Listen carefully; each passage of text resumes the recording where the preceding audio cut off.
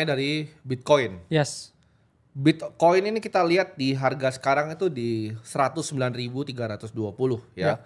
Kita melihat selama mungkin ya 7 hari terakhir tuh mengalami koreksi bro. Yes. Ya koreksi sekitar 6,51% selama 7 hari terakhir.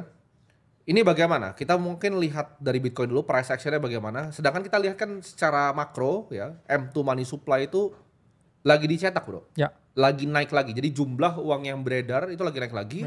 Gold itu lagi rally ya. Saham US juga ya ada rally sedikit tapi ada koreksi sedikit. Asia koreksi sedikit.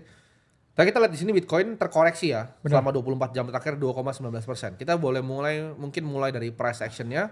Bagaimana tanggapan lu terhadap Bitcoin sekarang? Oke, jadi memang saya ngomong teman-teman harus mawas diri. Dalam artian Bitcoin ini kan satu monthly close-nya ini kan merah ya. Saya udah ngomong ini sejak beberapa minggu yang lalu ya. Kalau monthly close merah itu selalu market itu nggak bersahabat ya. Dalam artian ini merah, sebelumnya merah ya. Ini selalu penurunan atau slowing down, ini merah juga slowing down ya. Sama juga ya di previous cycle di 2021 juga ya. Setiap kali ada monthly candle merah itu Bitcoin tuh price action-nya itu selalu choppy ya. Ditambah lagi sekarang ya kita dapat yang namanya bearish divergence ya. Harga ini mengalami kenaikan tapi osilatornya ini yang mengalami penurunan. Penurunan ditambah ya crossing down meskipun ya indikator sekarang ngomong altcoin ada di area yang menarik tapi ya kita harus juga tetap lihat price action-nya dari Bitcoin.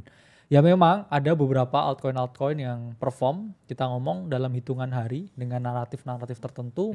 Cuman balik lagi ya, altcoin itu alat spekulasi yang mana memiliki risiko yang tinggi. Jadi kalau teman-teman udah cuan dari altcoin, saya rasa nggak ada salahnya ya buat mulai ya merealisasikan keuntungan yang didapatkan. Karena ini juga ya sebenarnya secara price action, ya Bitcoin itu weekly chart ya tertabrak trendline di sini ya. Kalau teman-teman lihat ini adalah price action yang dia breakdown ya dari area yang bullish.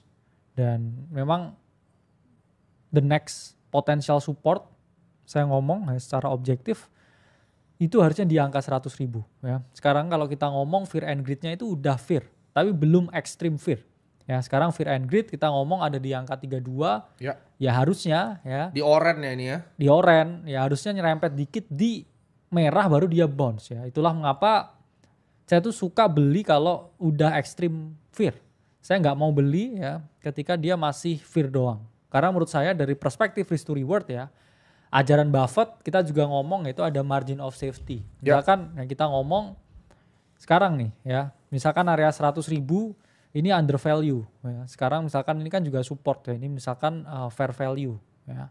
Saya masih suka ya beli di under value supaya apa? Nanti kalau dia ditarik ya lebih turun lagi ya ke support yang lebih bawah lagi. Misalkan di area supportnya tarif ya di area 75.000 ya. At least saya nggak drawdown lebih banyak ya. Ini kan mungkin kalau kita entry di 100.000 kita bisa drawdown 23%.